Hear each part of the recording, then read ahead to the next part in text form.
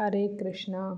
ಕ್ರೋಧಿನಾಮ ಸಂವತ್ಸರ ಫಾಲ್ಗುಣ ಮಾಸದ ಶುಕ್ಲ ಪಕ್ಷದ ಏಕಾದಶಿ ಅಮಲಕಿ ಏಕಾದಶಿ ಮಾರ್ಚ್ 10ನೇ ತಾರೀಕು ಸೋಮವಾರದಂದು ಬರ್ತಾ ಇದೆ. ಆಮ್ಲಕಿ ಏಕಾದಶಿಯ ವ್ರತಕಥೆ ಏನು ಅಂತ ತಿಳ್ಕೊಳ್ಳೋಣ. ಅಮಲ ಎಂದರೆ ನೆಲ್ಲಿಕಾಯಿ.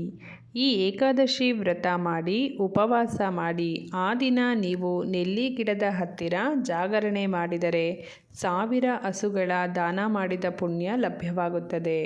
ಈ ಅಮಲಕಿ ಏಕಾದಶಿ ವ್ರತ ಆಚರಿಸಿದರೆ ಎಲ್ಲ ತೀರ್ಥಗಳಲ್ಲಿ ಸ್ನಾನ ಮಾಡಿದ ಪುಣ್ಯ ಹಾಗೂ ಸರ್ವದಾನಗಳು ನೀಡಿದ ಪುಣ್ಯ ಪ್ರಾಪ್ತವಾಗುವುದು. ಹಿಂದೆ ಯುಗಾಂತರದಲ್ಲಿ ಸೃಷ್ಟಿಯ ಪೂರ್ವಕಾಲದಲ್ಲಿ ಭಗವಂತನು ಆದಿಶೇಷನ ಮೇಲೆ ಮಲಗಿ ನೀರಿನ ಮೇಲೆ ತೇಲುತ್ತಾ ಯೋಗನಿದ್ರೆಯಲ್ಲಿದ್ದನು. ನಿದ್ರೆಯಿಂದ ಎಚ್ಚೆತ್ತು ತನ್ನ ಬ್ರಾಹ್ಮಿ ಮುಖದಿಂದ ಬಾಯಿ ತೆರೆದಾಗ ಒಂದು ಹನಿ ಎಂಜಿಲ ನೀರು ಬಾಯಿಯಿಂದ ಹಾರಿ ಭೂಮಿಯ ಮೇಲೆ ಬಿದ್ದು ಈ ನೆಲ್ಲಿ ಗಿಡ ಜನ್ಮ ತಾಳಿತು. ಸ್ವಲ್ಪ ಸಮಯದ ಬಳಿಕ ಅದು ಮಹಾವೃಕ್ಷವಾಗಿ ರೆಂಬೆಗಳ ತುಂಬ ಕಾಯಿ ಬಿಟ್ಟು ಫಲಪ್ರದವಾಗಿ ತೂಗತೊಡಗಿತು. ಅನಂತರ ಶ್ರೀಹರಿಯ ಆಜ್ಞೆಯಿಂದ ಬ್ರಹ್ಮ ಈ ಪ್ರಪಂಚದ ಇತರ ಚರಾಚರ ವಸ್ತುಗಳನ್ನು ಸೃಷ್ಟಿಸಿದನು. ಈ ಆಮಲಕಿ ಮರ ವೈಷ್ಣವ ಮರ. ಇದನ್ನು ನೆನೆದರೆ ಗೋದಾನದ ಪುಣ್ಯ, ಸ್ಪರ್ಶ ಮಾಡಿದರೆ ಗೋದಾನದ 2 ಪಟ್ಟು ಪುಣ್ಯ, ಇದನ್ನು ತಿಂದರೆ ಗೋದಾನದ 3 ಪಟ್ಟು ಪುಣ್ಯ ದೊರೆಯುತ್ತದೆ. ಇದರ ಬುಡದಲ್ಲಿ ವಿಷ್ಣುವು, ಮಧ್ಯದಲ್ಲಿ ರುದ್ರದೇವರು, ತುದಿಯಲ್ಲಿ ಬ್ರಹ್ಮನ ವಾಸಸ್ಥಾನ, ರೆಂಬೆಗಳಲ್ಲಿ ಮುನಿಗಳು, ಎಲೆಗಳಲ್ಲಿ ದೇವತೆಗಳ ಸನ್ನಿಧಿ. ಈ ಧಾತ್ರಿ ವೃಕ್ಷವೆಲ್ಲವೂ ಪವಿತ್ರಮಯವಾಗಿದೆ.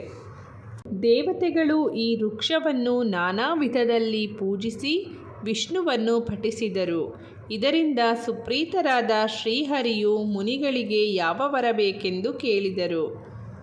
ಭಗವಂತನೇ, ನೀನು ಪ್ರಸನ್ನನಾಗಿದ್ದರೆ ಸ್ವರ್ಗ ಮತ್ತು ಮೋಕ್ಷಗಳನ್ನು ನೀಡುವ ಶ್ರೇಷ್ಠವಾದ ವ್ರತವನ್ನು ಹೇಳು. ಇದರಿಂದ ಈ ಲೋಕದಲ್ಲಿ ಧನಧಾನ್ಯ ಅಭಿವೃದ್ಧಿಯಾಗಿ ಪರಲೋಕದಲ್ಲಿ ಮೋಕ್ಷ ನೀಡುವಂತಹ ವ್ರತವನ್ನು ಹೇಳು ಎಂದು ಕೇಳಿದರು. ಫಾಲ್ಗುಣ ಶುಕ್ಲ ಪಕ್ಷದಲ್ಲಿ ದ್ವಾದಶಿಯ ದಿನ ಪುಷ್ಯ ನಕ್ಷತ್ರ ಯೋಗವಿದ್ದರೆ ಅದನ್ನು ಆಮಲಕಿ ದ್ವಾದಶಿ ಎನ್ನುವರು. ಅದರ ಹಿಂದಿನ ದಿನ ಅಮಲಕಿ ಏಕಾದಶಿಯಾಗಿರುತ್ತದೆ. ಈ ದಿನ ಉಪವಾಸವಿದ್ದು ಮರುದಿನ ದ್ವಾದಶಿಯಿಂದ ಪ್ರಾತಃ ಕಾಲ ಪಾರಣೆ ಮಾಡಬೇಕು. ನಾನು ನಿನಗೆ ಶರಣು ಅಚ್ಯುತನೇ, ನನ್ನನ್ನು ರಕ್ಷಿಸು ಎಂದು ಸಂಕಲ್ಪ ಮಾಡಿ ಪ್ರಾರ್ಥಿಸಬೇಕು. ಆ ದಿನ ಪತಿತರು, ನಾಸ್ತಿಕರು, ಚೋರರು, ದುರಾಚಾರಿಗಳು, ಧರ್ಮ ಬಿಟ್ಟವರು ಮುಂತಾದ ಪಾಪಿಗಳ ಜೊತೆ ಮಾತನಾಡಬಾರದು. ಆ ದಿನ ನೆಲ್ಲಿ ಮರಕ್ಕೆ 108 ಅಥವಾ 28 ಪ್ರದಕ್ಷಿಣೆ ನಮಸ್ಕಾರಗಳನ್ನು ಮಾಡಿ ಬ್ರಾಹ್ಮಣರಿಗೆ ಭೋಜನವನ್ನು ಮಾಡಿಸಬೇಕು. ನಿಮ್ಮ ಆಕಾಂಕ್ಷೆ ಈ ವ್ರತದಿಂದ ಈಡೇರುತ್ತದೆ ಎಂದು ಪುರಾಣಗಳಲ್ಲಿ ಹೇಳಿದ್ದಾರೆ. ಪದ್ಮಪುರಾಣ ಮತ್ತು ಭವಿಷ್ಯೋತ್ತರ ಪುರಾಣದಲ್ಲಿ ಋಷಿ ವಸಿಷ್ಠರು ರಾಜ ಮಾಂಧಾತನಿಗೆ ಹೇಳಿದಂತಹ ಕಥೆಯನ್ನು ತಿಳಿಯೋಣ.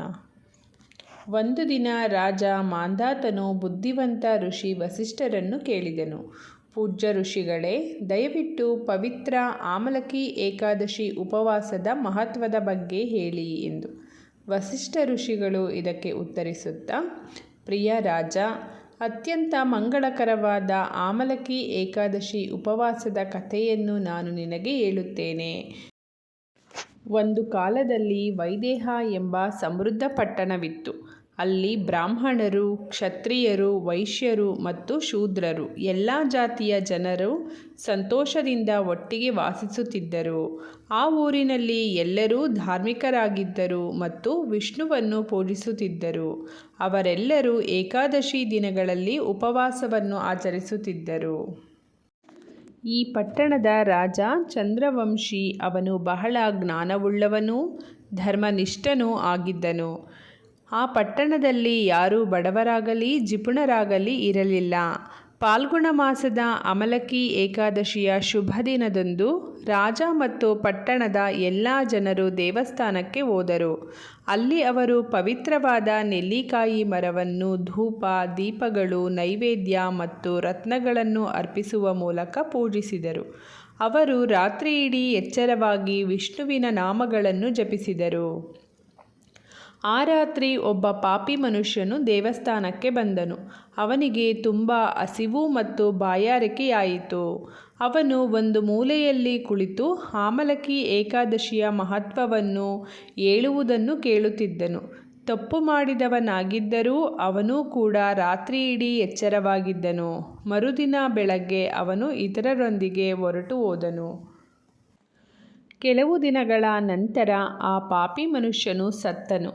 ಆಮಲಕಿ ಏಕಾದಶಿಯ ವ್ರತಮಹಿಮೆಯನ್ನು ಕೇಳಿದುದರಿಂದ ಮತ್ತು ಉಪವಾಸ ಮಾಡಿ ಎಚ್ಚರವಾಗಿದ್ದರಿಂದ ಅವನನ್ನು ನರಕಕ್ಕೆ ಕರೆದೊಯ್ಯುವ ಪಾಪಗಳ ಹೊರತಾಗಿಯೂ ಅವನು ಚೈತ್ರರಥನೆಂಬ ರಾಜನಾಗಿ ಪುನರ್ಜನ್ಮ ಪಡೆದನು.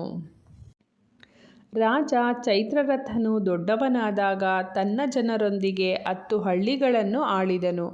ಅವನು ಬಹಳ ಧಾರ್ಮಿಕ ಮತ್ತು ಸತ್ಯವಂತ ರಾಜನಾಗಿದ್ದನು.